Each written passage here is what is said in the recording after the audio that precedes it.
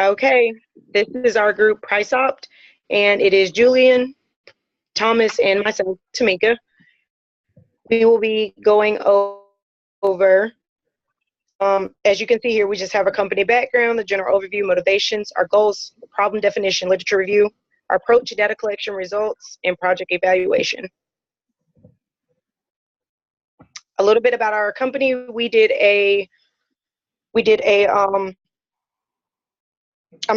We're doing Airborne 1. It's a military surplus store here in Fayetteville. They've been open since 1993. Their main competition is Fort Bragg Clothing and Sales and General Jackson.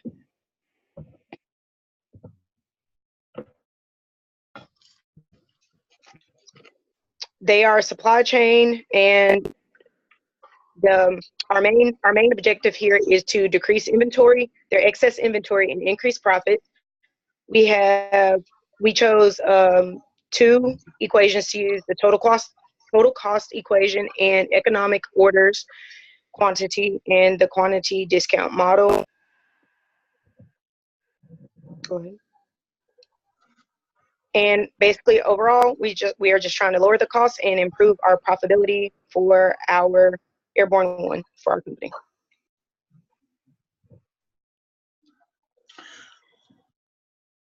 So the main goals for price ops is to maximize Airborne 1, maximize their profit, as well as lower the minimization cost for the company that will keep up with the competitive marketplace sales.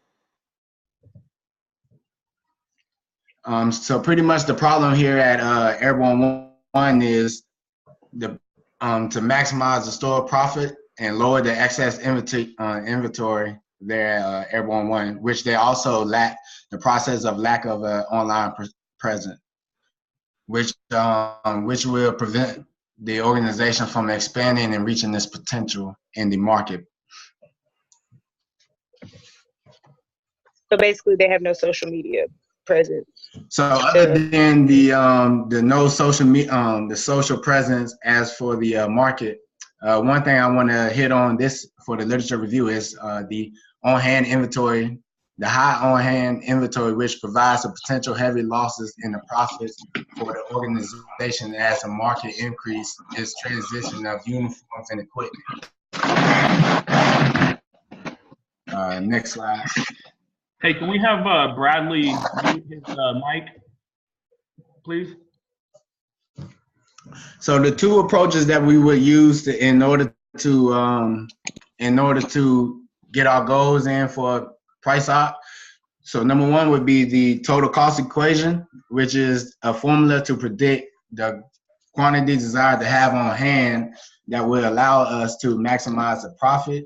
And the last model would be the quantity discount model, which is effective where a supplier offers the lower purchase cost when the item is ordered in a larger quantity. So pretty much we're going to be seeing whether it's better for Airborne 1 to order in a large quantity or a smaller quantity. Okay, so I just want to highlight, to add to the background. So there was actually 3 issues with this organization that we tried to attack, and one of them, the lack of online presence, we couldn't necessarily market for them for this course. So what we did is, right now, since this organization caters to the military market, there's a big issue going on in the military where they're transitioning from one uniform to the next uniform, and because of that, the old uniform, although it's still able to be worn by its members, is starting to phase out. And so there's a high, I should say an excess inventory on hand right now. And then you have the new uniform, which is phasing in, and it has basically a low inventory on hand. And so we're trying to find that exact number that allows us to start to phase out the old uniform and simultaneously the new uniform. And so this was the data collection provided to us from the organization's the boss, the manager. So just in short, they have a very low monthly demand of both uniforms. So the very first one, the operational camouflage pattern, the OCP, that's the new uniform. That's the new phase-in one. As you can see across the board, they usually have a little bit more high demand of it, and the ordering cost and unit cost is a little higher. The one good thing about it is it has a lower annual carrying charge, which is the amount it costs to keep on the shelves. The Army combat uniform, the ACU, is the uniform that's being phased out. So right now there's a low monthly demand for it since it's being phased out. It also saves them, or it costs a little bit less, not by much, but a little bit less in relativity. And they have a low inventory of it because not that many people are buying it. And it costs them just a tad bit more to keep on hand. So these are the results in the analysis. These are the equations we use. And what we're trying to find right now is the exact EOQ. So 3 questions we answered right off the bat for, well, let me orient you to the slide real fast. The OCP in the responses and answers on the left side of the screen, and the ACU, which is the phasing out uniform, is on the right side of the screen. So if you split it down the middle, they're the same questions, the same data, just in their own relativity, if that makes sense. But the OCP, the one on the left, is the one being phased in, and the ACU is the one being phased out.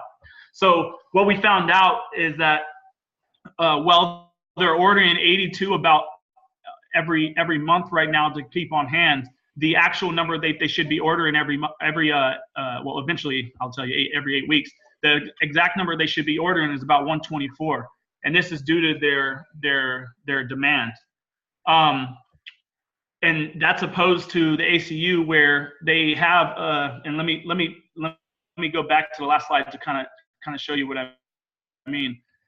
Right here at the bottom, they have a demand of about 68 a month of OCP, the new ones in 13, but they have 82 on hand. That's what they're normally ordering over and over, and 29. So going back, we figured out that 124 is the exact number they should be ordering instead of the 82. Respectively 15 instead of the 29 that they're ordering. We also computed the total annual cost to keep on the shelf, which is about $1,400 for the new uniforms and about $1,600 or closer to $1,700 for the old uniforms. So about $3,000 together. We also figured out the cycle length should be about every 8 weeks. So lag time is not that far from order, submission of order to receive of goods. Moving on. Okay, with the quantity discounts, it was a unique equation in response. So where they were ordering between their original 82, we found out that ordering at that price is only good if they're going to order about 124 every 8 weeks, and that's what the EOQ with the quantity discounts has shown us. However, if they were to order in bulk, if I get my cursor to come down here, they're going to save about $12,000 over the course of the year if they order at least 200 and over, since the price has dropped. And I believe there was about I think it was about a 6 to 10%. I didn't write this in. We didn't write this in here, but it's about a 6 to 10% decrease in price. Right. So this is with the phase-in uniforms. With the ACUs, they only have a yearly demand of 156, which is significantly less than they had on hand. And we figured out that they were ordering right around where they needed to. However, they could still save about $35 if they were to order in bulk over the course of the year.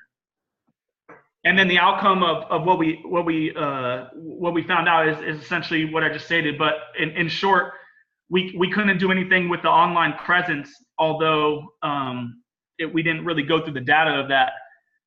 What we did find out is that they're going to save long term if they order bulk, and that's what's highlighted on this slide. So about $11,612 for the uniforms that are being phased in, and about $3,100 for the uniforms that are being phased out.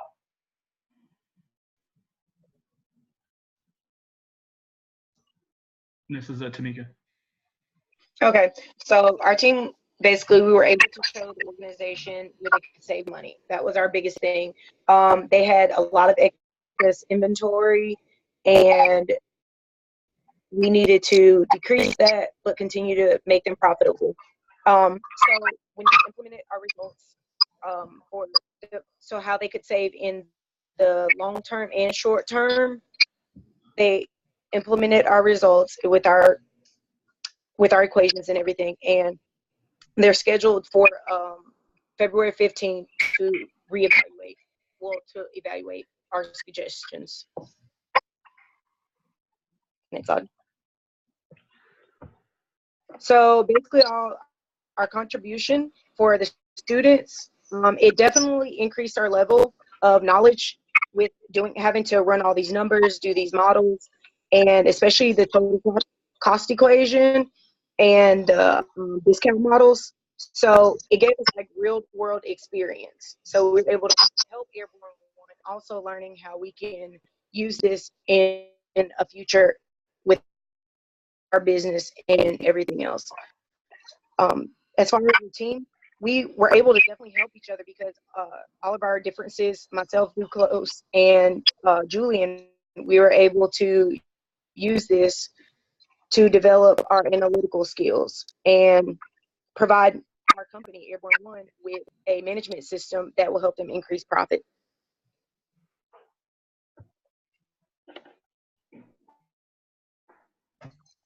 So overall, our total cost equation, we used, like I said, we used it to help Airborne One to determine the optimal number of units that they needed to order in order to maximize their profits and total cost. They now have a model to help them in the future for ordering, and with the ATUs phasing out, this should no longer be an issue. Any questions? Sorry, it slipped. Are there any questions? I have one question actually. What was the most challenging thing in the project? I would say for me, well, I think the group might agree too, is actually getting the numbers. Coming up with our models and getting the numbers. Hey, somebody's microphone is jumping over everybody's speaking because I didn't hear anything Tamika just said. So I'm gonna mute mine until after. Okay. Okay, can you hear me now? Okay, I think I know the numbers, working with the company to get the numbers and actually coming up with these equations to maximize their profits. Now, I think that was one of the most challenging parts, and actually having to go through their books and really work hand in hand with the company, finding time for the manager to work with us so that we can actually help them. That's just my opinion. I know we had issues with that, Thomas and Julian. I guess I'll go next. So I think Tamika was spot on. Honestly, our biggest issue was I think the owner of the company was very hesitant, as he didn't necessarily understand that we were actually trying to help him. I think initially he thought that we may be trying to cause some type of issue in his company. So we had to foster some trust there. But once we did kind of get through to him and explain it to him, it went a little bit smoother. I also agree finding the exact models to use, because there were 3 or 4 different approaches we probably could have gone. One of them initially was the online presence. I mean, who is such a competitive organization here in Fayetteville in this business, in this market, and doesn't have an online presence? That's kind of, you're kind of missing a whole entire gap. And we wanted to focus on that initially, but after speaking with the instructor, we kind of went a different way, which ended up being, I guess, a better move. And then the last thing is, even based on these numbers, I truly don't believe that he even gave us proper numbers, if I'm being honest. But this is what we got, and so we had to work with it. And that's all I have to say about that. Yeah, I just think for me, it's going to be that, like Duclos said, that the online presence. So with us three coming to him with no business background, but he pretty much has a successful business, I don't think he will really take us seriously, because like I said, he was already successful in that aspect. But in today's world, I think we pretty much live in a society that a lot of people like to do online shopping. So I pretty much think that if he was to have a better online presence, then his business would be able to maximize profit and pretty much grow as a whole. But that was pretty much the hardest for me. I think these experiences you guys are mentioning is very much aligned with how it is kind of in the companies as well. It's usually it's a long haul, right? Having this project successful, and it requires like building the trust and people seeing like, yeah, I need, like it's almost like unless they see the benefit, they are not going to be collaborative. But then once they start seeing it, they will start collaborating. But you need the collaboration to make it successful. It's like a chicken and egg type of a problem. True. But this is actually, in my experience as well, very much aligned. Thank you. This is great presentation. Hopefully we scheduled a meeting to try to mitigate that issue, a follow-on meeting 90 days after, and that was the whole point. Was, hey, is this guy going to actually implement what we suggested, right or wrong? And hopefully come the 15th of February, we see some changes, but I guess we'll find out. That's fantastic, by the way, having that follow-up. It's a great idea. Good job, Tamika. Good job, group. Thank you. This is great. Melanie Beaulieu, and this is my MGMT 610 Business Analytics project. It is titled Cogeneration Plant Break-Even Analysis. A cogeneration plant is a combined heat and power facility that generates electricity and useful heat and utilizes steam for air conditioning needs. The cogeneration plant at this private residential college was intended to be a more reliable, environmentally friendly, and affordable energy source. One of the motivations for constructing this cogeneration plant, that of ensuring access to affordable and reliable energy, coincides with number 7 of the UN Global Goals, Sustainable Development Goals that were adopted in 2015 at the United Nations. Goal number 7 is to ensure access to affordable, reliable, sustainable, and modern energy for all. The problem being undertaken in this project is about decision-making, break-even analysis, and decision analysis. I will determine actual profit or loss since the plant began operation, do a break-even analysis of retail electric rates, and suggest a proposed decision tree for constructing a cogeneration plant. The eventual goal of the college administration is to determine, from analyzing the actual historical cost data, the present and future feasibility of the college continuing to operate the cogeneration plant. The cogeneration plant was constructed on a private residential college campus that includes 7 student residence halls, numerous academic and administration buildings, a market, mobile home park, several student family housing complexes, and several dozen faculty staff rental homes. The plant began operation in 2005, and it produces both electricity and steam from a natural gas-fired turbine engine, producing 1,280 kilowatts at maximum load. Exhaust heat from the engine is used to create steam for the campus, which then provides heat and air conditioning for campus buildings. The condensed steam is recycled back to the plant.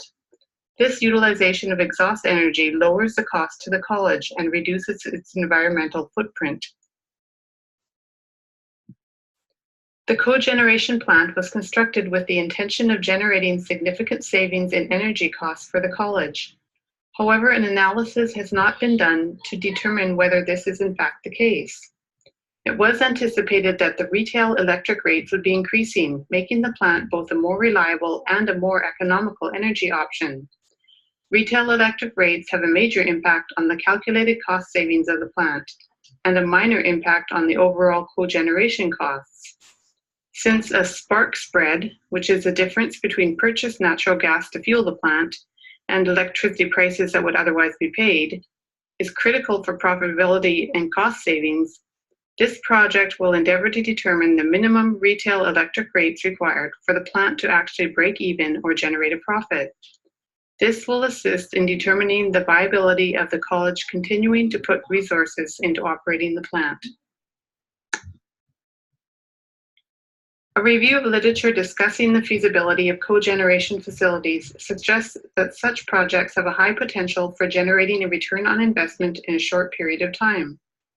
However, this optimistic view is complicated by the specific factors prompting the decision to construct such a plant, accurate selection of the appropriate sizing to meet the heating and cooling demands of the organization, the risks involved, and the financing methods used. Further, much of the feasibility of such a project depends on the existence of the anticipated spark spread. When sized appropriately and under the right circumstances, such projects can experience a return on investment within 3 to 5 years. Up until now, there has really not been any intentional tracking of actual revenue/cost savings or ongoing expenses related to the cogeneration plant. I began this project by updating the pro forma revenue and cost spreadsheet with actual historical statistics to obtain my data. Next, break-even analysis was used to determine the minimum retail electric rates required for the plant operation to break even. Finally, I summarized the decision process for such a project visually in a decision tree. The data upon which this project's analysis is based is contained in a pro forma spreadsheet created before the plant was constructed. The spreadsheet includes anticipated yearly operation data for the plant, such as total kilowatt-hour generation, campus kilowatt-hour and steam requirements, expected utilization rates, gas assumptions, and average anticipated retail electric cost per kilowatt hour. The financial data section contains both the anticipated cogeneration expenses as well as the retail expenses expected to be incurred if the cogeneration plant was not constructed. Included in the cogeneration expenses section are the anticipated gas fuel expenses for operating the gas turbine, operation and maintenance costs, retail, incidental, and peak load charges, and the anticipated net debt service cost. Not included in the original pro forma spreadsheet in this section were the anticipated related salary and benefits expenditures. Finally, the retail expense section breaks down the various components of the retail electric costs that the college expected to have paid to obtain all its electrical energy needs from the region's public utility company. The difference between the total anticipated retail expense and the total anticipated cogeneration expense is calculated as the yearly cash flow after debt service, with the final row being the accumulated cash flow before taxes. I am still in the process of collecting the data needed to determine all the actual expenses incurred in operating the plant to the present. The related expenses were not tracked closely under one particular department or cost center, so this step of the project is taking longer than anticipated. The actual net debt servicing costs and related salary and benefit expenses have been added to the spreadsheet. However, because of time constraints for completing this project, I used only the data I have to this point, which is a combination of projections and actual costs. Some of the critical actual costs I've not yet been able to obtain are the actual gas fuel costs, as well as the retail electric rates for the historical period. The lack of these actuals will render any conclusions based on the data as tentative until all actuals can be determined and incorporated into the analysis. For this break-even analysis, I will analyze the financial data for the cogeneration plant for the fiscal years from its beginning in 2005 through to the present, 2018. The fiscal year at this college runs from July 1 to June 30. The key figures that will be examined include the anticipated retail electric rates, the total anticipated retail costs were the cogeneration plant not constructed, and the total costs related to the cogeneration plant. In the initial pro forma spreadsheet, the campus kilowatt-hour requirements and utilization are assumed to be constant. In addition, for the purpose of this project, I've assumed all costs to be basically fixed except for those affected by the variable retail electric rate. The variable electric rate has a major effect on the retail expense that would be incurred if there were no cogeneration plant, as it would affect the campus electrical costs, which would be approximately half of the retail expense. The retail electric rate also has a minor effect on the cogeneration expenses, as approximately 3% of these expenses consist of the PG&E incidental load costs, which supplies 5% of the campus's kilowatt-hour requirements, with the cogeneration plant supplying the other 95%. From the current cogeneration spreadsheet data, I have extracted the total retail expense, which are the costs that would have been incurred without the cogeneration plant, and the total cogeneration plant expenses. I have separated each of these into a table that subtotals the so-called fixed portion and the portion that is affected by the retail electric rate for each year. The table also includes the anticipated retail electric rates at the time that the spreadsheet was created, before the plant was constructed.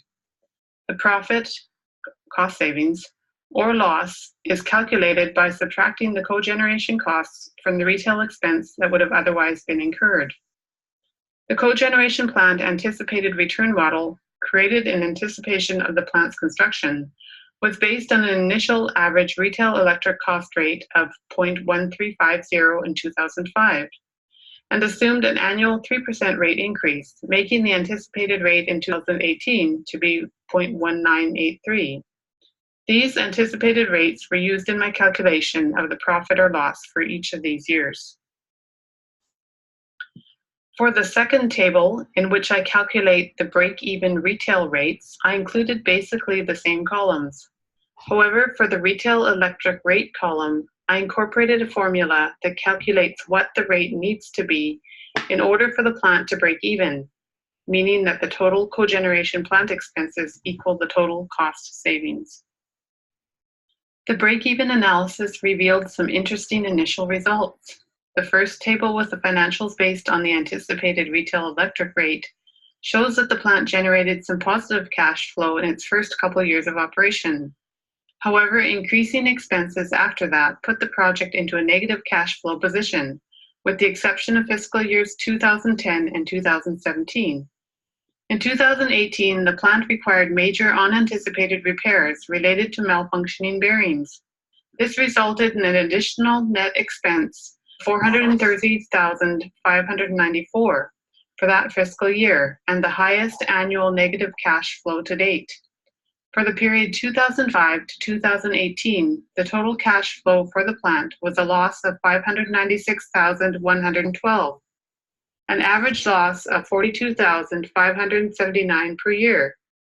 If 2018 is removed from the calculation because of the extra repair expense, the total loss over the period of 2005 to 2017 is $269,034, an average loss of $20,695 per year.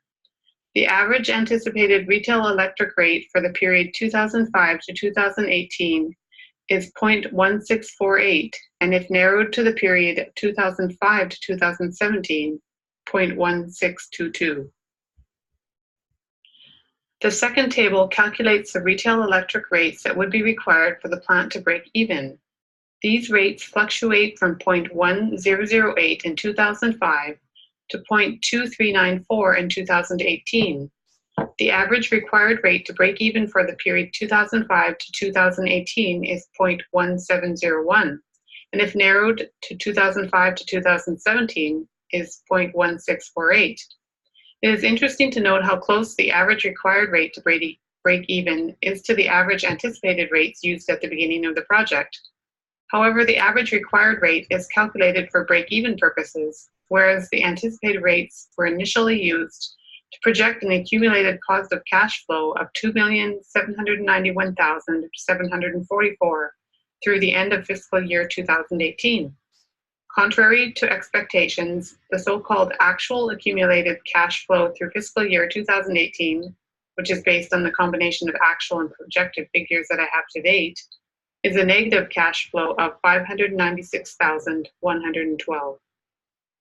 This comparison chart visually confirms the relationship between the anticipated retail rate and the required break-even rate.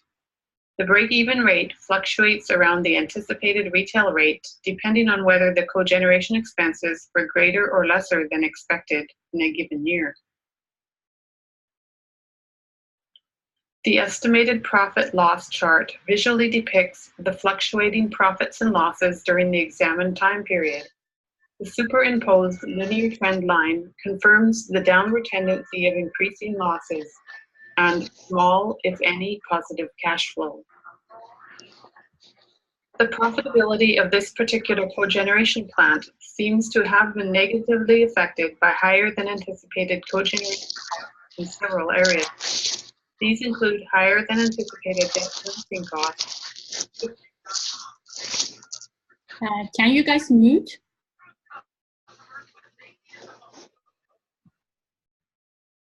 Thank you. Substantial salary and benefits expenses that were not included in the original pro forma analysis, and in 2018, unanticipated major repair expenses. However, much of the data used in this analysis are still projections rather than actuals. Once I'm able to obtain the actual rates for both the retail electric costs and the actual historical costs for the gas used to power the plant, the relationship between the anticipated and break-even rates may not be as close as depicted. Furthermore, profit or loss figures may also change significantly if, for example, the actual retail electric costs, which substantially affect the cost savings from operating the plant, are much higher than were projected. The decision process for constructing a cogeneration plant such as this one can be summarized in a decision tree. Because of space considerations, the decision tree portrays only the minimal factors involved in such a decision.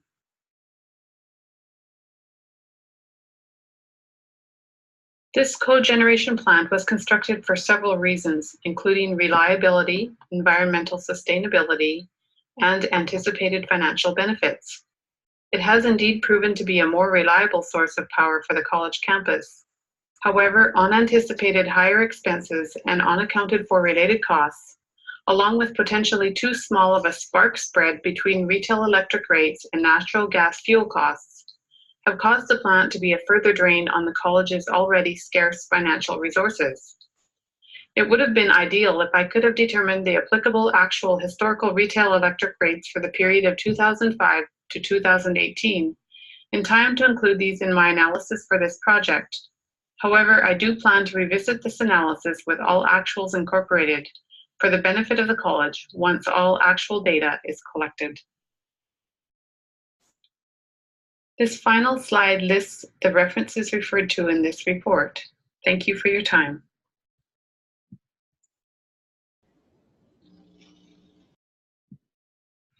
Greetings, my name is Devin Cherry. Today, our team's project will be on the cost structure for the UNC system, where we will do an analysis between the total salary versus the service years for several employees. The analysis is completed by me and my teammates, Melissa Madrid and Jeremy Israel.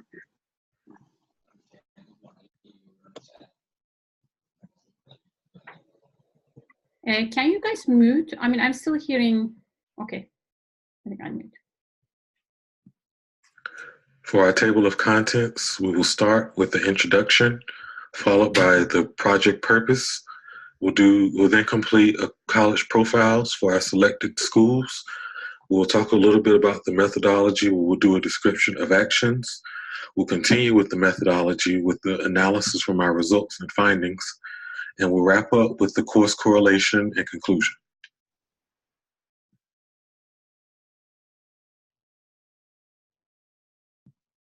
For our introduction, the research conducted for this particular project will examine the human capital costs across various universities across the North Carolina region. Our group strives to showcase commonalities across prospective colleges by comparing 6 of the member institutions of the UNC system. Specifically, we will study trends between 3 HBCUs and 3 non-HBCUs. Since public HBCUs have a history of a lack of funding amongst many other problems, we will take a closer look at what budget managers and analysts face on a regular basis with respect to decision making. For our data collection, we have actively gathered data from the Charlotte Observer to showcase the database of employee demographics from these 6 schools, and we will look closely at the salary distribution versus the service years. We will also consider outliers and commonalities with our findings, as well as demographic factors such as status, rankings, and location. We have been actively motivated to conduct research on this specific topic for several reasons. For starters, we are each active citizens of at least one of these institutions. We also each feel as though this project would enable us to understand the human capital funding of these institutions, especially since they have a history of having a lack of funding in the HBCU world. We believe this task is possible as public salaries for the state of North Carolina are considered public record, and each of these colleges provide the same information, which is easy for download, which makes the information accessible. We believe state service years for these schools will be relatively high, and we are motivated to analyze differences between each of these schools throughout the systems and for their commonalities. Our research and analysis can promote further development towards extensive data analysis techniques and tools. Some of the goals for the project include providing a regression analysis of the data collected from each of the 6 schools utilizing stat tools. We plan to evaluate each of the reports generated from stat tools and explain what each of the reports means for the university.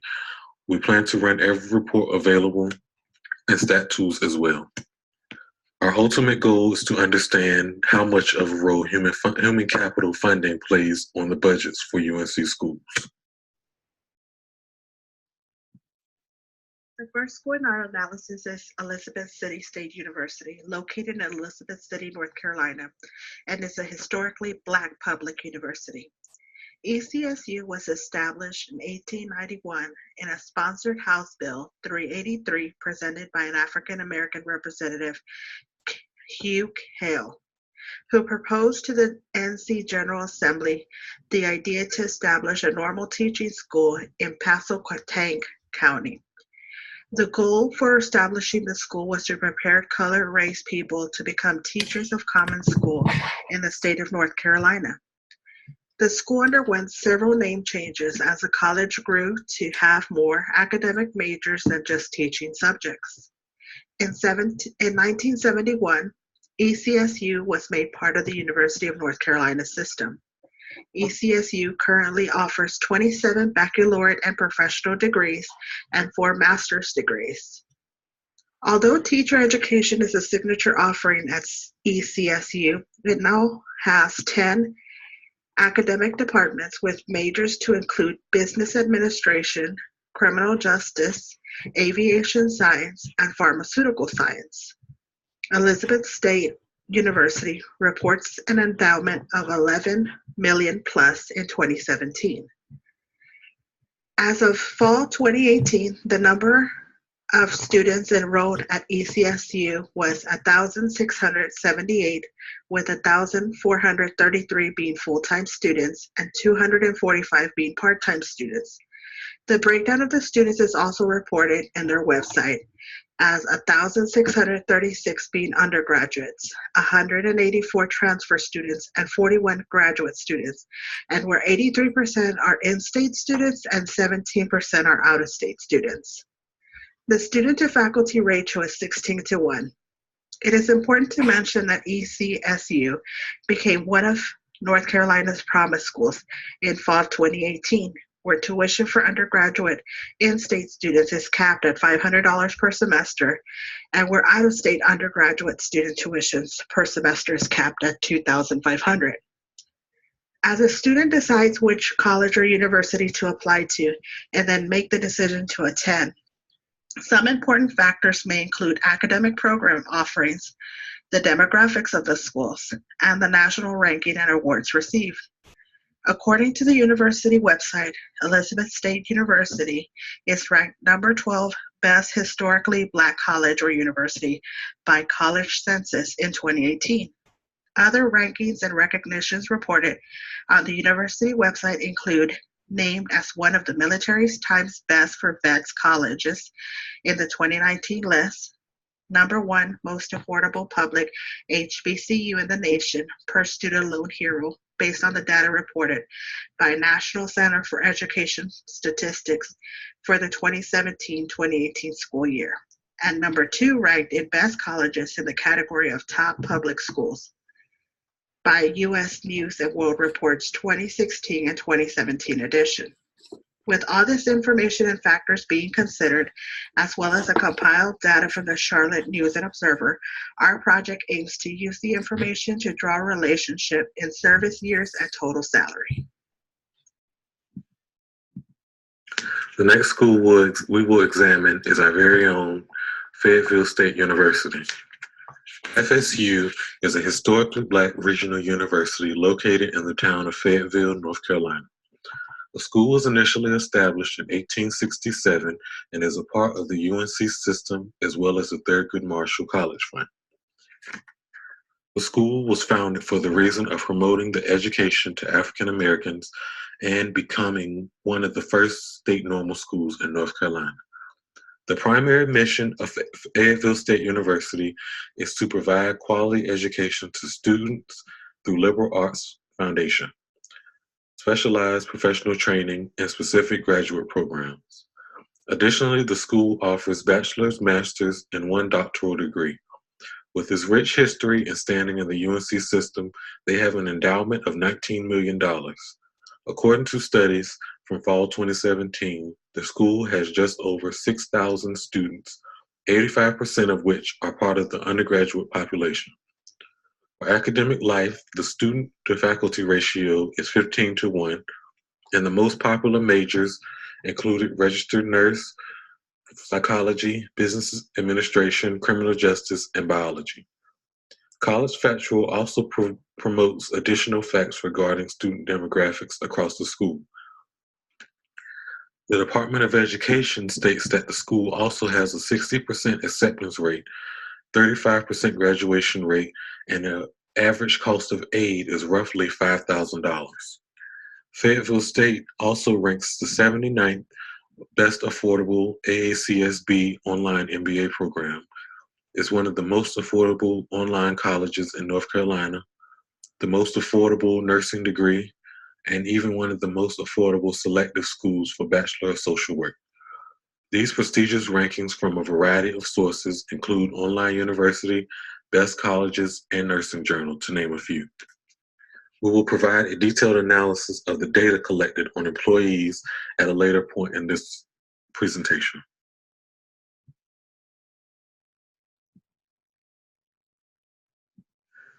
All right, this is Jeremy, and the next college that we're going to profile is North Carolina A&T State University, which is commonly abbreviated down to just North Carolina A&T. North Carolina A&T is located in Greensboro, North Carolina. They were founded in 1891 and are currently the largest public historically Black college or university in the United States.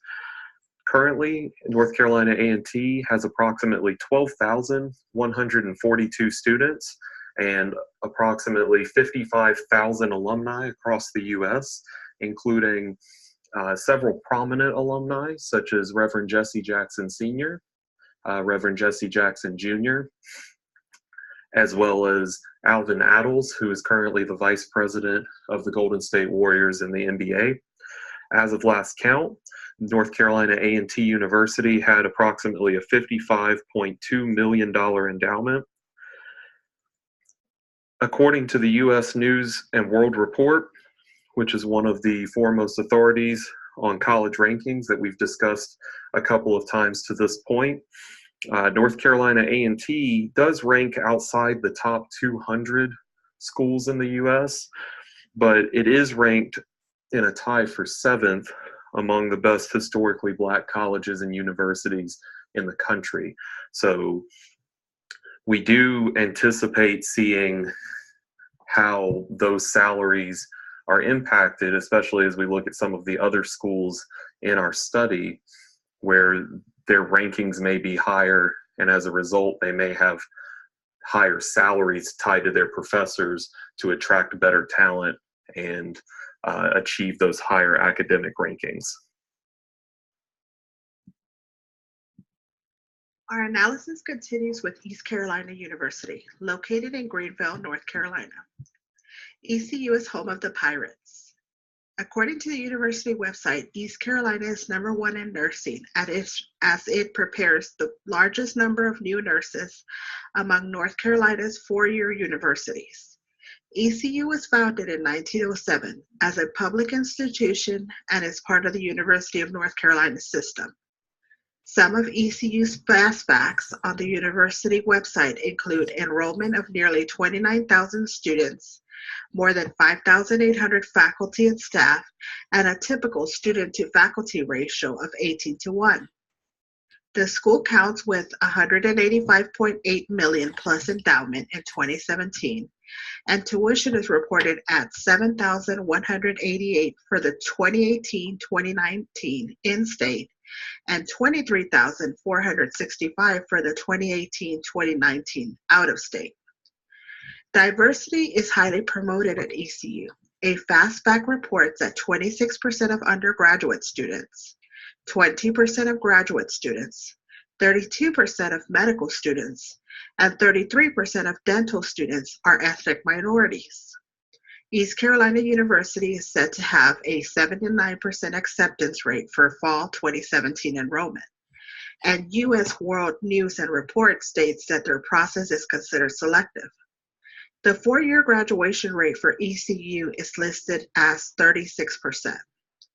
ECU counts with 12 colleges and schools within the university and offers over 84 bachelor's, 71 master's, 2 intermediate, 5 professional doctoral, 13 research doctoral, and 82 departmental certificates.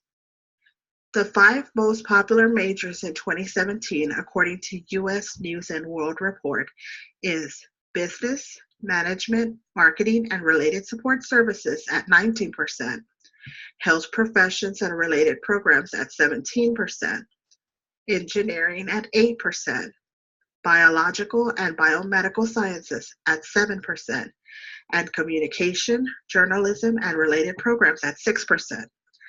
Students graduating from high school or transferring from another university, as well as those who wish to pursue an additional degree, often look to school rankings to provide them a comparison to schools of their choice. According to the school's website, ECU holds the following recognitions from a Princeton review in 2018: Best Business School, Best Medical Schools, Best Business Schools in the Southeast, and Green Colleges. The ECU website additionally reports that the Social Mobility Index ranked ECU in the top 10% of schools, being ranked 97 out of 1,363 in 2017. The ECU website lists its most notable ECU alumni to be Sandra Bullock, an Academy Award and Oscar-winning actress for her role in the movie The Blind Side. The next school on our list is the University of North Carolina at Chapel Hill. The name association with the school include UNC and UNC Chapel Hill. The school was founded in 1789 and is well known as the first public institution of higher learning in North Carolina. Is known as the Tar Heels, the school is categorized as a public research university in Chapel Hill, North Carolina, with an endowment of $3.9 billion. Some of the most prominent affiliations include the URA area. They employ an academic staff of almost 4,000 and an administrative staff of over 8,000. The school is a large recipient of the National Institute of Health grants and funds. All right, and the last school that we're going to profile, that we're going to cover in our study here, is North Carolina State University, typically abbreviated down to NC State. North Carolina State was founded in 1887 and is currently located in Raleigh, North Carolina. They have approximately 33,000 students, actually a little bit more than 33,000, and they currently have an endowment of $1.3 billion. So as Devin's kind of alluded to with UNC Chapel Hill, this is one of the only 3 schools in our study that are not historically Black colleges or universities, but just like Chapel Hill, it is also it has a much larger endowment than you would typically see or compared to the other schools, as well as a larger student base than you see at some of the other schools on our study. Additionally, NC State has fairly prominent rankings in multiple categories. They have ranked 9th for in-state and 7th for out-of-state in terms of best value for students among public colleges in the U.S. And on top of that, they also rank highly in several university programs. From an academic standpoint, they rank 5th in entomology, 7th in material science and textiles, and 8th in agricultural economics and policy as of this year. So, like I said earlier, higher rankings, what we will see in the study is the main identifier for employee salary tied to state service years for those employees, or are there other factors such as the rankings of the university and the programs to maintain those or achieve those? Do they have to attract higher quality talent and as a result pay that higher quality talent a higher salary? So that's something we're going to start looking into, and from here we're going to start discussing the methodology of how we're going to go about that study. Next is our methodology, where we'll discuss the descriptions of actions we have taken. For our team's project, we conducted research from several universities throughout the UNC system.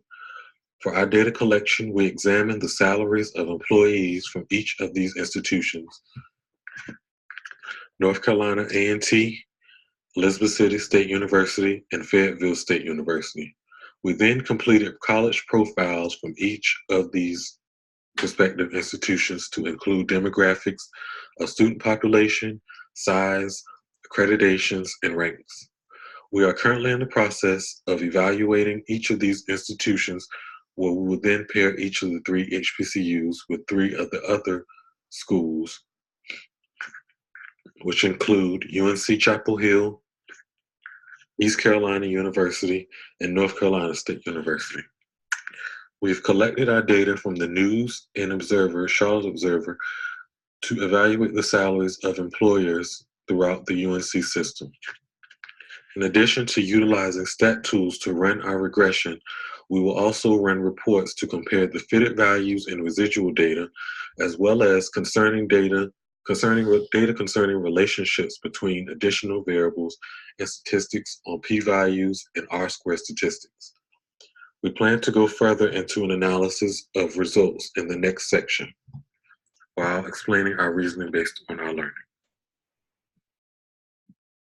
For Elizabeth City State University, we gathered information from the Charlotte News and Observer for the topics of employee names, department, position, working titles, state service years, and total salary.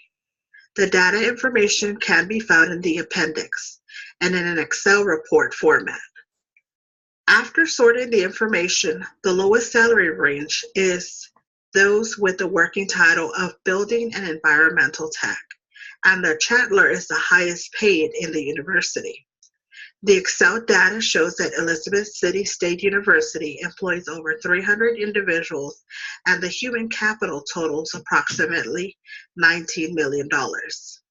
Other high-paid employee salaries of ECSU include those who have officer, vice president, and director positions.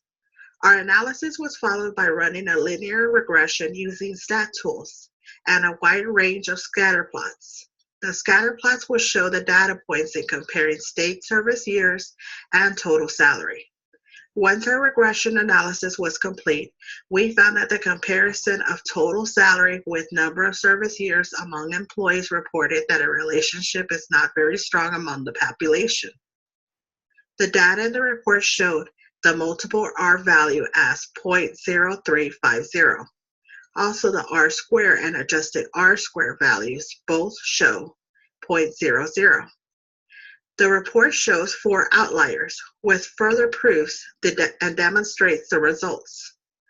The scatter plot shows the strength of these 2 factors and its correlation to be 3.5%. That data does not show a strong enough presence to explain the relationship of employees and their difference in age.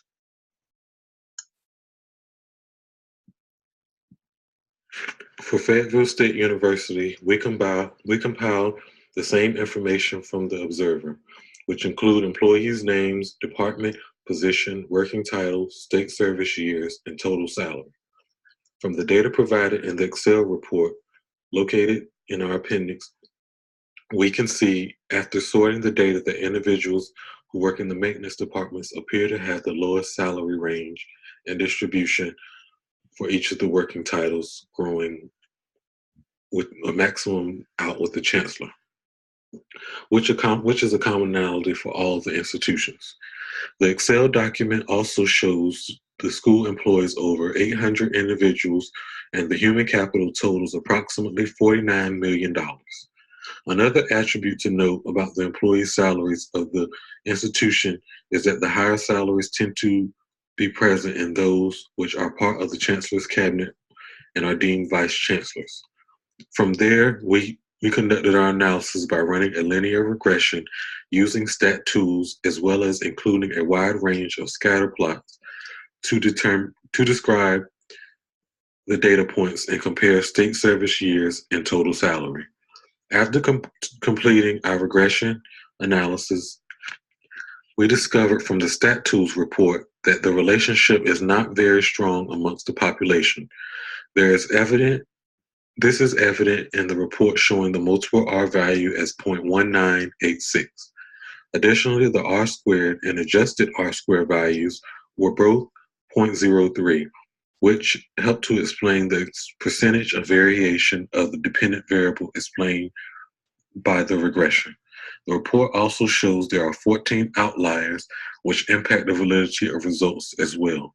The scatter plots generated showcase the strength of the 2 factors, as it tells us the correlation, which is 19%, based on the studies. It is clear that there is not a strong presence in employee relationships, which can aid in explaining age differences.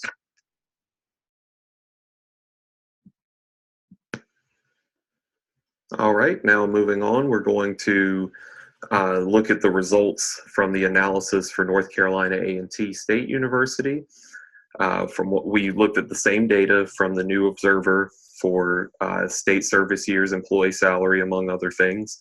And what we found is that the university allocates approximately $102.8 million in human capital that is allocated among 1,649 employees. As we have seen with the first 2 schools that we've discussed in this analysis, the lowest salary ranges are typically given to housekeeping, security, and administrative staff. And then on the other side, the highest salaries are given to department heads or chairs, athletic head coaches, and the chancellor receives the highest salary at the university, which is typically to be expected. So, at first glance, it doesn't appear that the employee service years correlate with their salaries. If you sort the data, 3 of the highest 6 salaries at North Carolina A&T have state service years of 6 years or less. So we went to the data to try to confirm what it looks like on a surface level. So when we ran the regression model, it showed that we had a multiple R value of 0.1955, which did confirm that there was a very weak correlation between the state service years and the employee salary. It also showed that out of 1,649 employee salaries, there were only 36 outliers, which meant that more than 97% of the data fell within an adequate range, which gives us a little more confidence in the R values that we're receiving. The R squared and adjusted R square values were respectively 0.0382 and 0.0376, which further demonstrates that the employee salary cannot be confidently explained by the number of state service years they have accrued. And so it appears that overall with North Carolina A&T, that there is not a strong correlation between these two factors, and that there must be other factors in play that determine those employee salaries. In looking at the data for East Carolina University, we use the results from Charlotte News and Observer, specifically looking at employee names, department, position, working titles, state service years, and total salary. The Excel report can be found in the appendix. In reviewing this information, it was found that the lowest salary range were mostly part-time employees, but in looking at full-time equivalency, it was those with the working title of housekeepers and grounds workers, while a professor primary and department chair head is the highest paid in the university. The Excel data shows that East Carolina University employs over 5,600 individuals, and the human capital totals approximately $407 million. Other highest paid employee salaries of ECU are professors, deans, and officers. Next, we ran a linear regression using stat tools and a wide range of scatter plots. The scatter plots show the data points in comparing state service years and total salary. With the regression analysis complete, the comparison of total salary with number of service years among employees reported a zero relationship among the population. The data in the report showed a multiple R value of 0.0676. Then the R square and adjusted R square values both show 0.00. The report shows 112 outliers, which demonstrates the results. The scatter plot shows the strength in these two factors and its correlation to be 6.8%. The data does not show a strong enough presence to explain the relationship of employees and their differences in age. For the University of North Carolina at Chapel Hill, we gathered information from the same source as with other universities in efforts of identifying and defining the relationships between total salary and state service years. Just from taking a closer look, we can tell that this research institution employs over 12,500 individuals, which is a huge difference in numbers when compared to HBCUs. Additionally, we can tell from completing the auto sum of salaries that the school allocates $1.124 billion towards human capital funding. Additionally, we can see these salaries range from $6,000 to over $800,000. To better understand the relationship between these factors, as well as the salary distribution, we ran a report utilizing stat tools. After running our report, we discovered that the multiple R value was 0.1679, or 16.79%, and that the R squared and adjusted R values were both 2%, with a standard error estimate of 69,437. This measure gives us an insight towards the relationship the school has with respect to how much each of these factors depend on each other. The standard error estimate speaks to the standard deviation of the residuals. One factor which is significant for the school is that there are 272 outliers, which can potentially impact the overall results. However, the p-values generated showcase that these results are significant.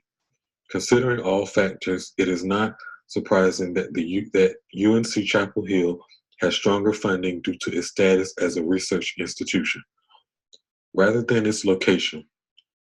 Number of students who attend the university also plays a role in the endowment amount.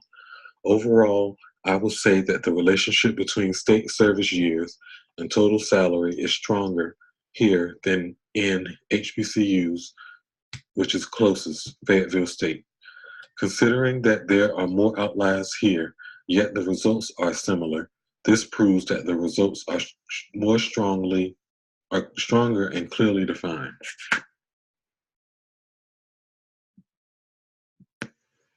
And finally, we move to the analysis of results for North Carolina State University.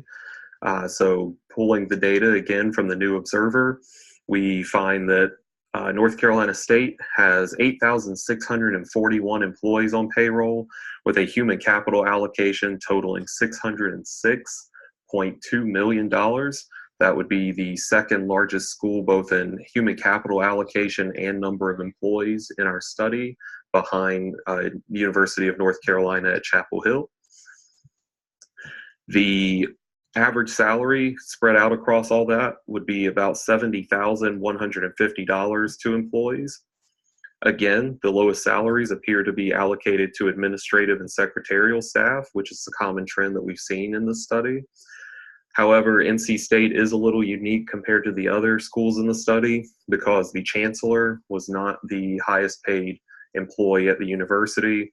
That was actually the head football coach as well as the head basketball coach have higher salaries than the chancellor. Again, looking at the data, none of the top 4 highest salaries at NC State have state service years that exceed 10 years. And if you look at the top 12 salaries at the school, only one of the top 12 has more than 10 state service years. So again, we could look at a surface level and infer that we will not find a strong correlation between the state service years and the employee salaries. The regression analysis did confirm this.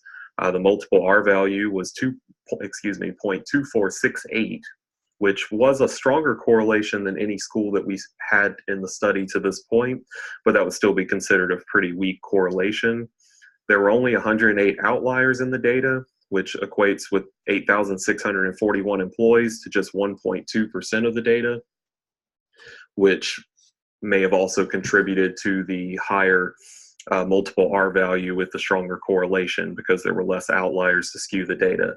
Additionally, the R-square and adjusted R-square values were 0.0609 and 0.0608, which again expresses confidence that the employee salaries cannot be easily determined by their state service years, and that this data does not correlate in a viable manner.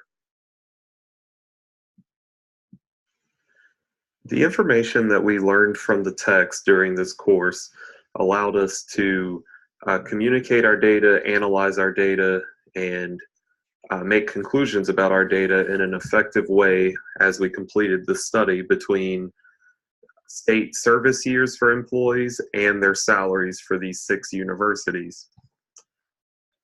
Chapter 3 in particular relates to our project because it does describe the different tools that you can use in detecting relationships between variables. As the text notes, it's one thing to be able to identify the variables, and then it's another thing altogether to be able to describe the relationship between the two, and these tools are what allows us to do that. What we were able to do is look at our data, determine that we had stacked data, which, as the text explained, was the most common type of data because it has 2 long variables.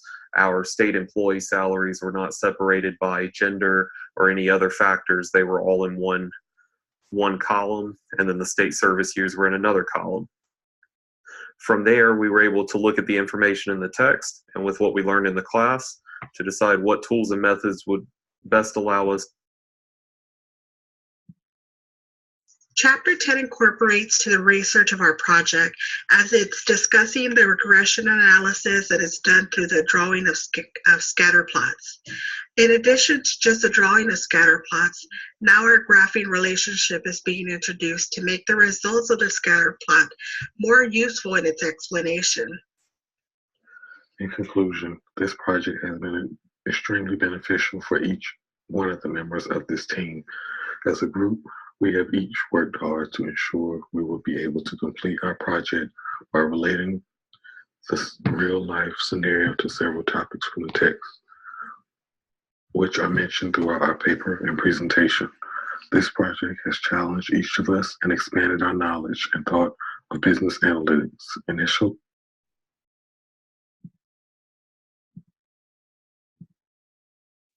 Great job. Are there any questions?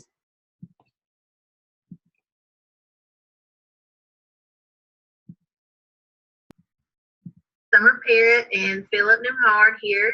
We're here to present our project for business analytics, which is based off of Stanton Community College Bookstore.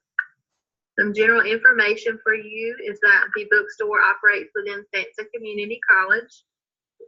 They sell textbooks, school supplies, apparel, and other items. Hours are Monday through Thursday, 9 a.m. to 6 p.m., and Fridays from 9 a.m. to 11:30. Some things that are important to them right now is keeping the space open, so that kind of reduces their available storage and display space to maintain an open feel. And they also are currently pushing branded items and in particular apparel. Our problem definition for our project was that the bookstore seeks to get the most out of their t-shirt sales. Their issues that they're having is that they need to accommodate their space limitations and that they have a minimum amount that they have to order from their vendor to get a certain pricing. And they also need a better understanding of what sizes, colors, and sleeve lengths to order. So they need to know what affects the amount they sell of each type of shirt. So basically, our key motivations, we have two key motivations. And one of them is the understanding of the course concepts. And the other one is to be able to apply these concepts to a real life situations. Our goals is one, to increase the profits of the bookstore sales, bookstore t-shirt sales. And this will be done through optimization and multiple linear regression. These are our two tools, our two modules that we chose for the project. Literature review. Under optimization module, we just want to define an optimization. It's a method for quantitative analysis that seeks to find the optimal solution to a problem by either maximizing or minimizing the decision variables and working within the given constraints. The decision variables are those that the organization can change. Constraints are those that the organization cannot change, but they must be met. Regression is used to understand how the world works or make prediction by understanding the relationship between a dependent variable and one or more independent variables. It's a statistical tool that is used to measure the relationship between a dependent and an independent variable. That's another definition. The dependent variable is what you are trying to predict. The explanatory variables are those that are used to predict the dependent variable. In a regression, there are times when there's more than one explanatory variable, and this is called a multiple regression. And there are times when there's only one explanatory variable, and which is called a single or simple regression. Okay, for data collection on this project was to pull the historical sales information on the t-shirts from the bookstore's inventory management system or point of sale system. We also got information on the available storage space and display space, as well as we got the number that they needed to hit for their order minimum, and also the amount of profit that they make from an individual shirt sale of short sleeve versus long sleeve. The space we were told was 3,656 inches cubed. And when they display and store their shirts. They have them folded, and the shirts, short sleeve shirts, take up about 110 inches of space, and a long sleeve takes up about 165 inches of space. Their order minimum that they wanted to hit was 288 shirts. This could be any combination of short sleeve shirts and long sleeve shirts, as long as the total together was 288. The profit from a shirt was the short sleeve shirt profit of $4.70, and the profit from a long sleeve shirt was $8.45. Our approach and methodology for this are linear regression. We determined our dependent variables and then determined our explanatory variables. And as you can see here, our dependent variable was the sales of t-shirts. That was what we were trying to predict. And the explanatory variables were color, size, and sleeve length. For optimization, we determined the decision variables, coefficients, and constraints. Our decision variables, X1 was the number of short sleeve shirts, and X2 was the number of long sleeve shirts.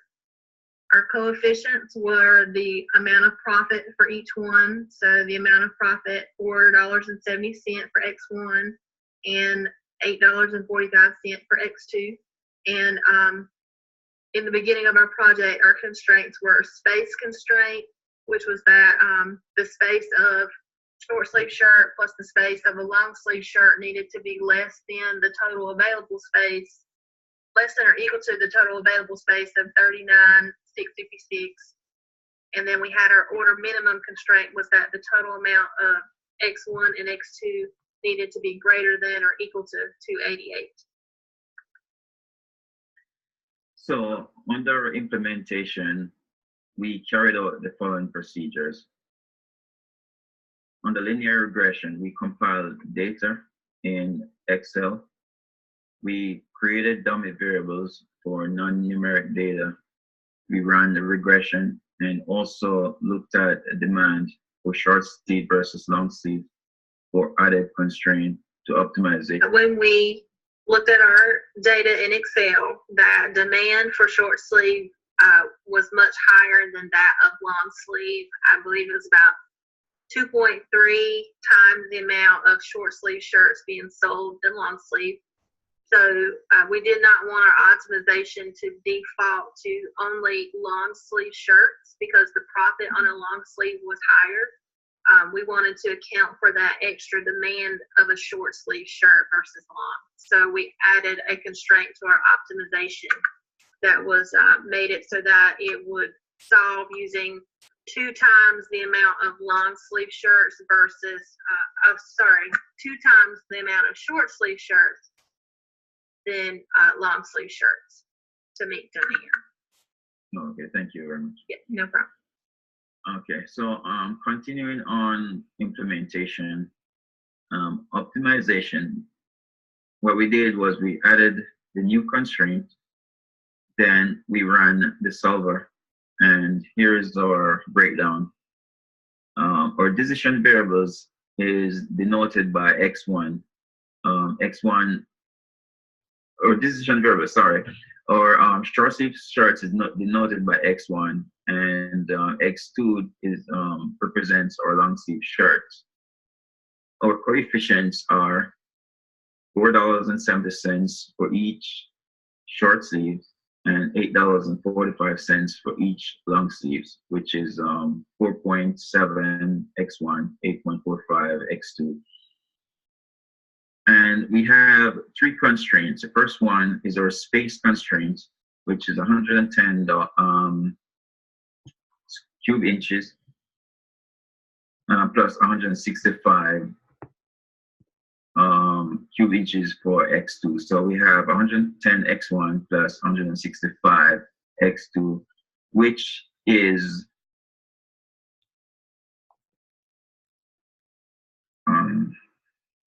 less than or equal to 39,656 cube inches. Our second constraint, which is our order minimum constraint,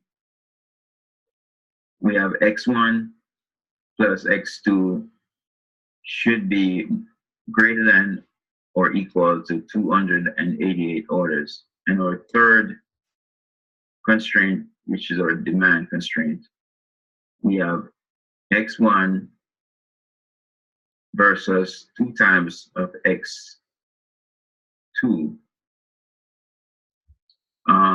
Basically, our short sleeve shirts must be 2 times the number of long sleeve shirts, and that should be greater than or equal to 2 times 2.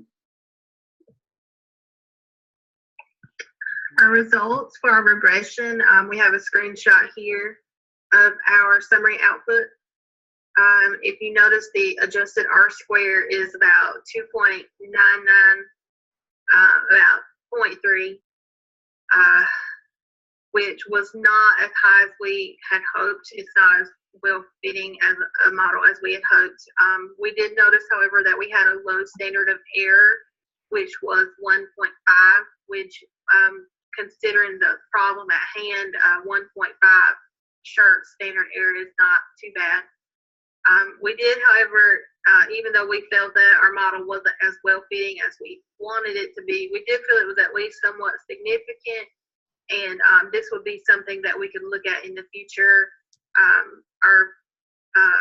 The fit may be due to having a smaller data set, and we may be able to revisit this in the future once more data has been collected, because they haven't been selling shirts, but only for a little over a year was the amount of data we had even available to us.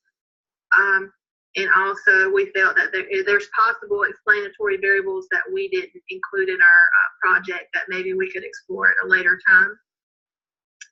For our optimization, we were pretty successful with that. We were able to come up with a solution of 192 short sleeve shirts and 96 long sleeve shirts for a total final profit of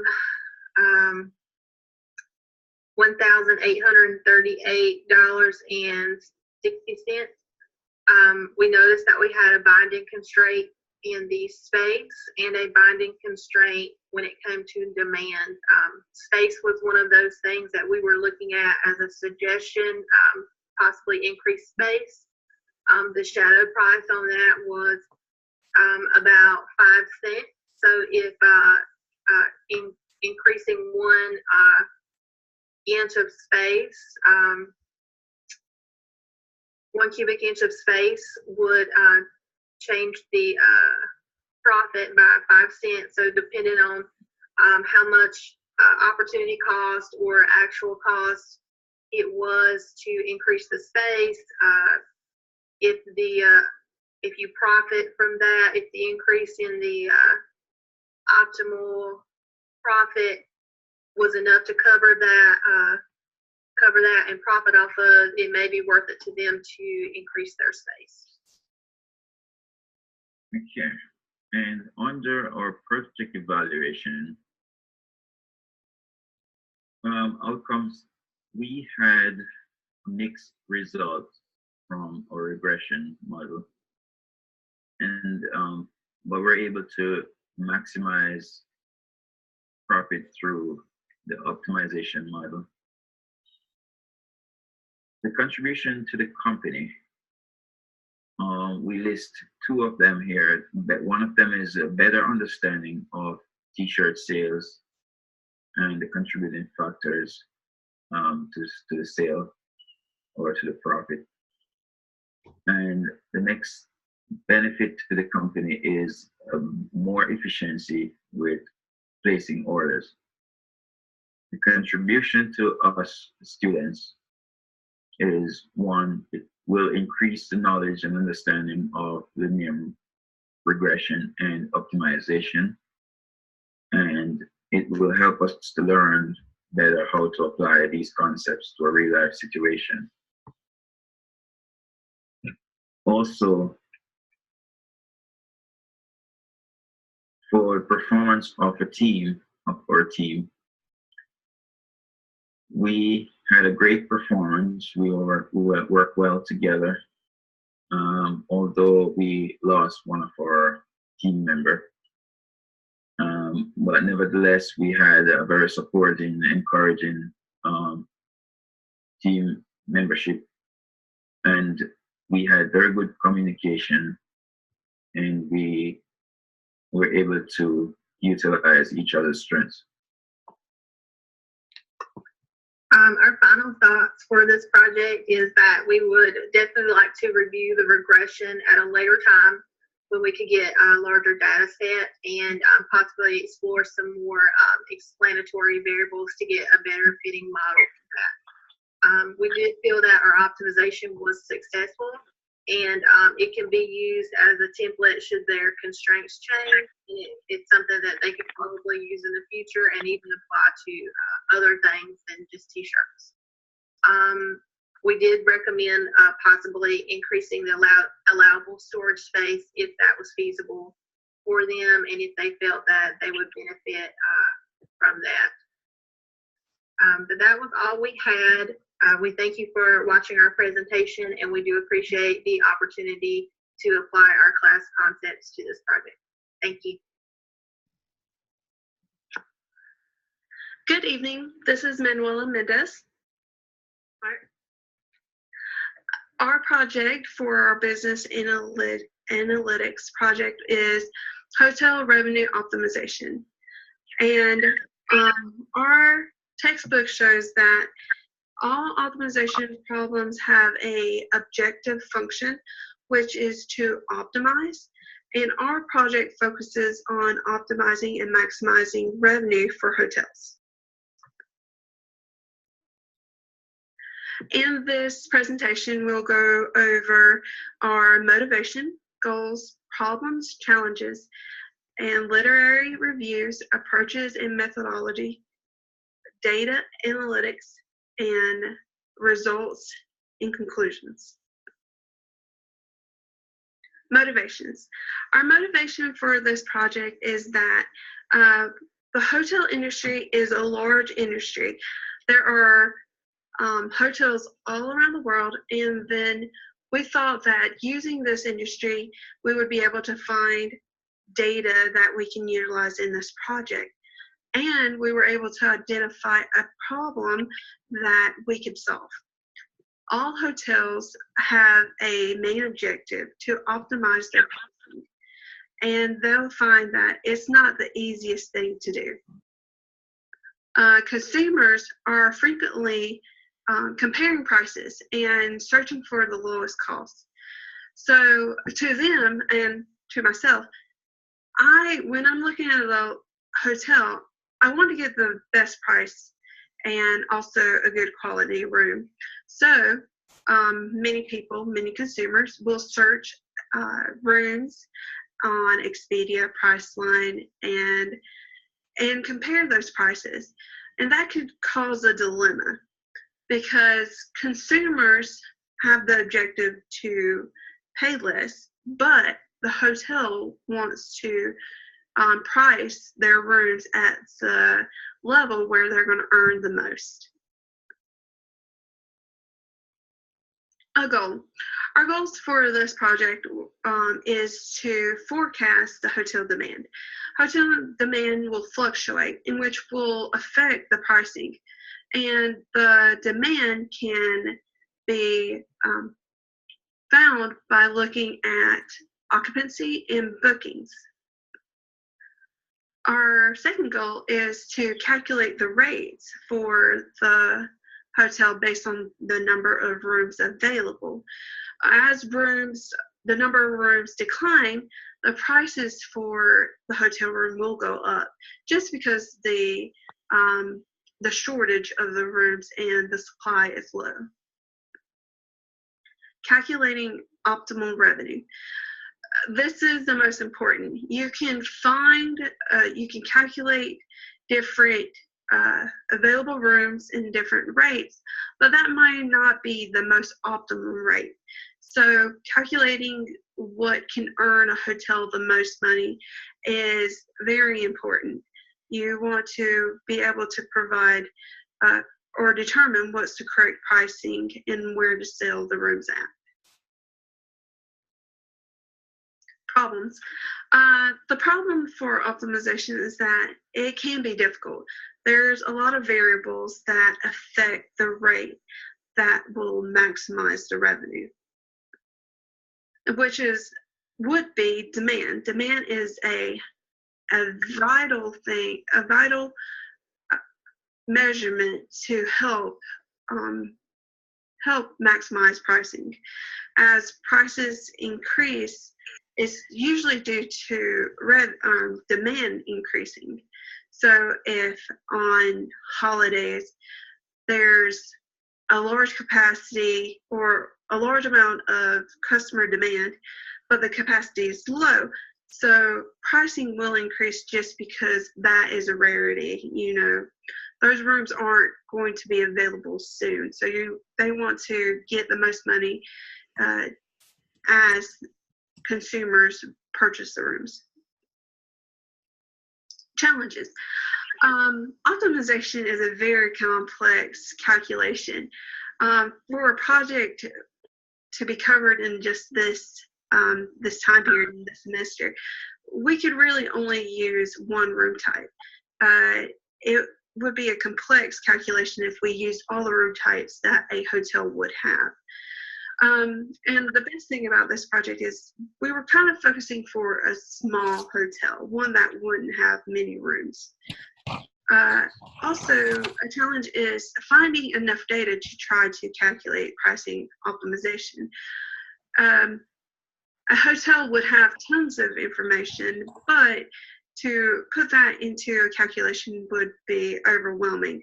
So we capped ourselves at a month's worth of data.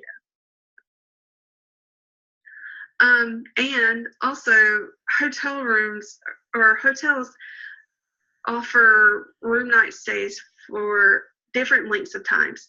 And consumers will not only rent a room or purchase a room for one night, but some purchase for weeks or even months, depending on their leisure and business purposes.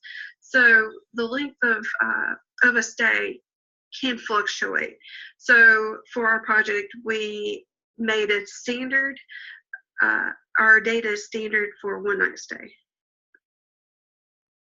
Another challenge is that we know that bookings aren't always through one means, meaning that a customer can book through travel agencies, online websites, and directly with the hotel.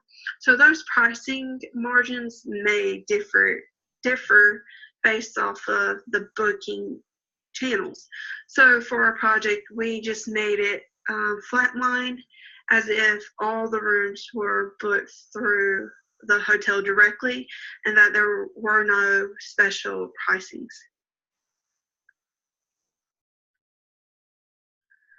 A literary review. So through our project, we did quite a bit of research. We wanted to know what are the different hotels looking into when they're reviewing revenue management. So from an article from Cornell Hospitality Research Brief, they concluded that not only should hotels think about the length of a stay or the type of room, but they should also think about the type of customer. There's different types of customer for any industry, but in particularly for the hotel, long-term customers can provide a lot of potential revenue, whereas a short-term customer is usually only going to only visit the hotel or stay at the hotel once. So it would not be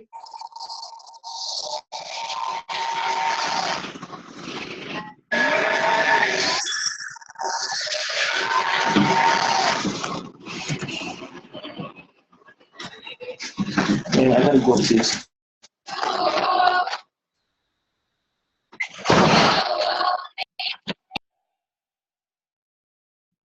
reasonable to offer a discount to a customer that is only going to visit the hotel once versus a long-term customer who would repeatedly visit and would deserve a discount just because of their loyalty and potential revenue stream. From the Egyptian Informatics Journal, we came across an article that explained more about the difficulties a hotel will have with price optimization. Hotels that have up to 25 rates, which would vary based off of, again, the type of room, the customer, whether or not they gave an advance deposit, things like that. And that would modify the pricing, and also the length of a stay. A length for one night versus a whole month would result in different pricing, just because you're more likely to give a lower rate on a couple of days for a month versus a one night. Within that same article, it also calculated the difference between dramatic pricing model and the classic determinants model, which shows that dramatic pricing model earns more, and that it's the best or better determination on optimum pricing. In 2012, there was an article that shows that price optimization has earned the Intercontinental Hotel Group over $145 million. So from that information alone, it shows that pricing optimization is a key component in the hospitality industry, showing that there is a potential there and that hotels should utilize that.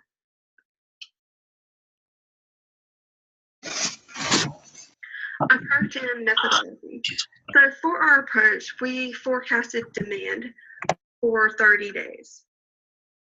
And we also utilize a mathematical methodology for optimizing hotel revenue, which means that we determine the calculation and then utilize that data to project that information.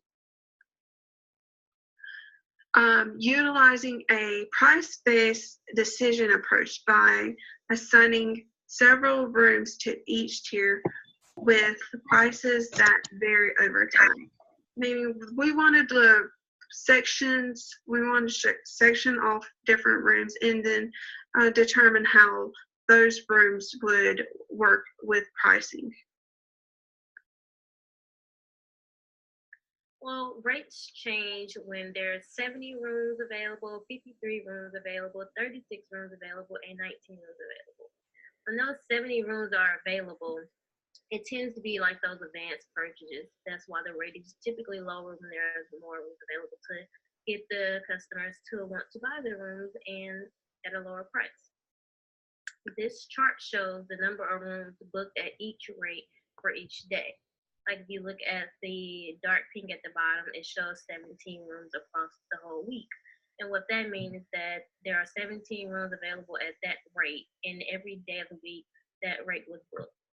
However, if you can see that on, it looks like Tuesday, Wednesday, and Thursday, there were no rooms booked at the 19-room rate because there was no room, there wasn't a lot of rooms booked on those days, so it never reached that high rate.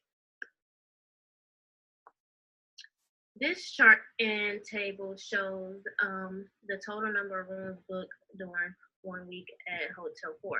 The weekend appears to be the busiest time of the week. This chart shows different rate tiers booked each day before optimization. The dark pink shows 70 rooms is available and the rate that correlates with that. The light pink shows 53 rooms available and the rate that correlates with that. And the light orange shows 36 rooms available and the rate that correlates with that. And the dark orange shows the rate at 19 rooms available. On Tuesday, Wednesday, and Thursday, the only rate was available was $110. We believe this to be because of the low occupancy. When the occupancy is low, they know that it's going to be a slow day. They would typically raise the rate to offset revenue. This chart shows the rate at which rooms should be sold depending on the number of rooms demanded. For example, if 40 rooms is demanded or sold, the rate should be $115. The slope was found by subtracting average number of rooms at $120 rate from the number of rooms at $99 rate, and then dividing it by the $120 rate minus the $99 rate. We then use that information to solve for the intercept.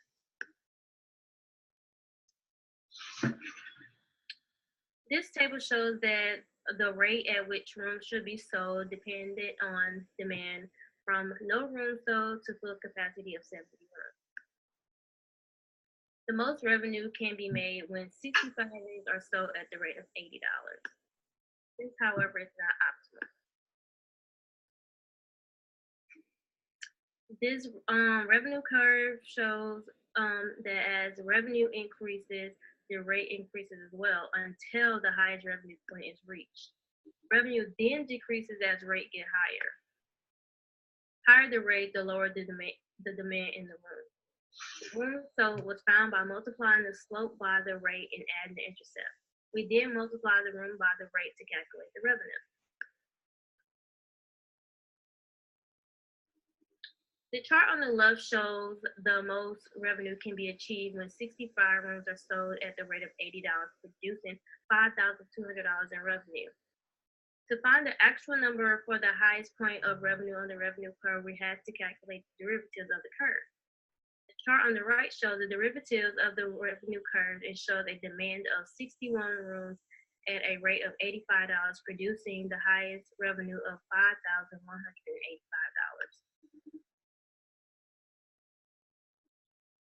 Derivative of a revenue curve tell us whether the curve is going up or going down for any rate.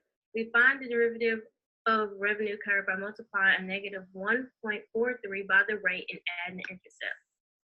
To find the optimal rate, we set the derivative of the revenue curve to 0 and then solve for the rate.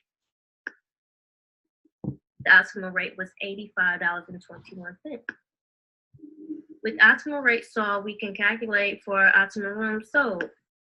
The optimal room sold was 60.84, which if we round up, we'll get it close to 61 rooms. We can't have partial rooms. To find optimal revenue, we multiply optimal number of rooms sold by the optimal rate. The optimal revenue was $5,198. So from there, we decided to find the optimal rate of each rate tier. So the optimal rate for the tier when 70 rooms is available or the advanced purchase was $85.21. The optimal rate when there's only 53 rooms available is $96.19. When there's only 36 rooms available, the rate then, the optimal rate should be $120. When there's only 19 rooms available, the rate will then be $143.81. As demand get higher, so does the rate. Because again, it's about supply and demand. If you have more supply, you're gonna have a lower cost. If you have more demand, you're gonna raise the cost. From there, we went on to forecast demand for 30 days. This chart shows the demand over the 30-day span.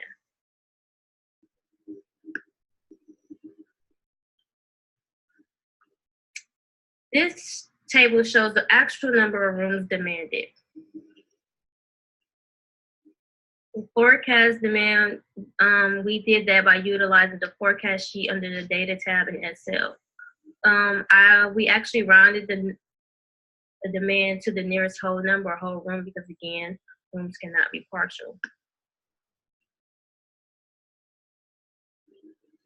To calculate the total optimal revenue for each of the 30 days, we multiply the number of rooms sold at each rate tier by the rate for that tier. Then we added all the tier totals together. The total revenue for the forecasted demand is $171,034.04. To conclude, for the days with lower occupancy, like the Tuesday, Wednesday, and Thursday, the higher the rate should be higher than optimal rate, just to offset the revenue, like we've seen that they did previously with the Tuesday, Wednesday, Thursday. The rate was $110 versus the lower price that went up. It just stayed at one steady rate. Also, the forecasted demand did not take into account peak days like holidays or whatever the case, so that may have altered our results a little bit. And the revenue optimization can help management choose the right pricing. Thank you. Thank you.